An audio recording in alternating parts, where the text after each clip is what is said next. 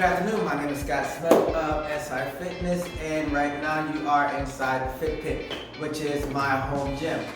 Outside it's about a good 23 degrees, inside of here it's about a good 64 degrees. So with that being said, today we are going to talk about self-myofascial release. Basically that's just a fancy way of saying that we're going to be foam rolling our muscles. Now with that being said, there are several different types of tools you can use. Alright, so anyway, there are various tools that you can use. For me personally, I can only tell you about how I use them and what I use them for. So I normally use a lacrosse ball for the back part of my shoulders, and I use a lacrosse ball for my neck, and I also use it for the bottom of my feet.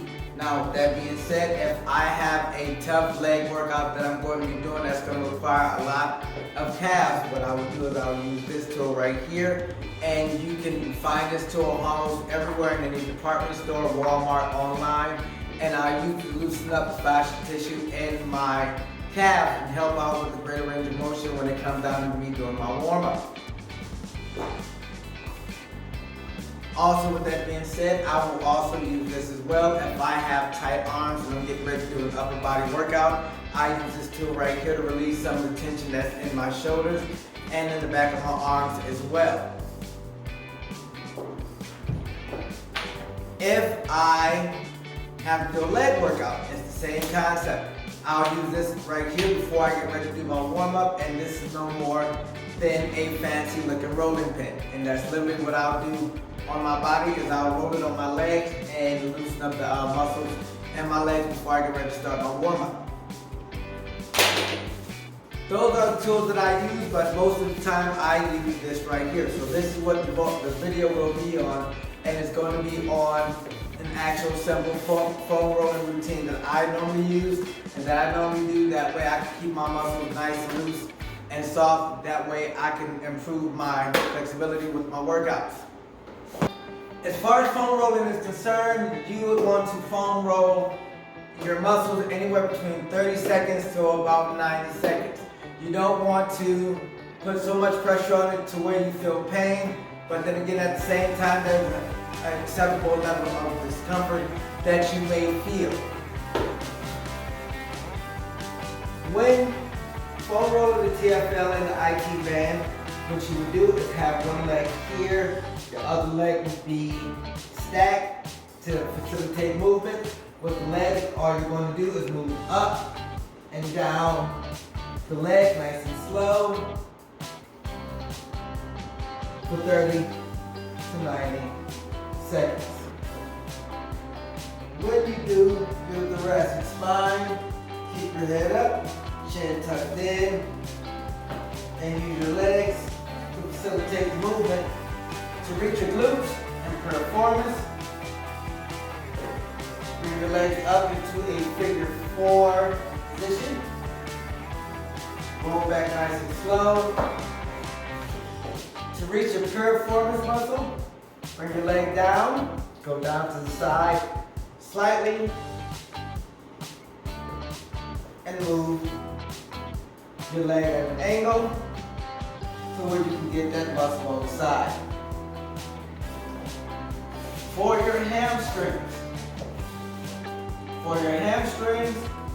you're just going to lean back,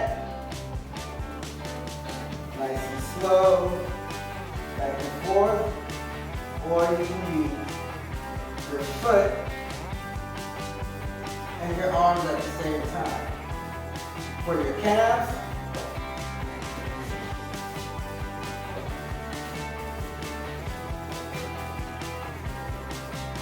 you can cross your legs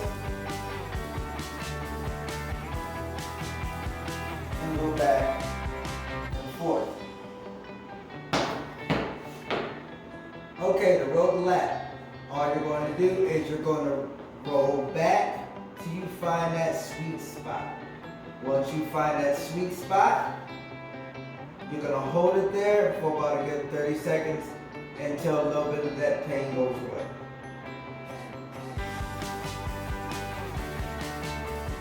For your tricep, you're just going to bring the body forward, and you're going to roll up, and back. You can find that sweet spot, and you're gonna hold it there until the pain goes away.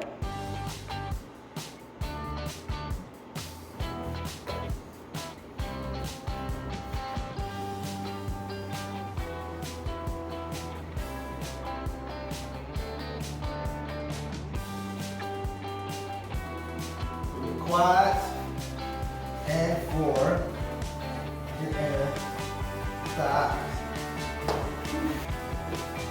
Projects coming up in the near future will be featuring me and other stretch practitioners and massage therapists in El Paso.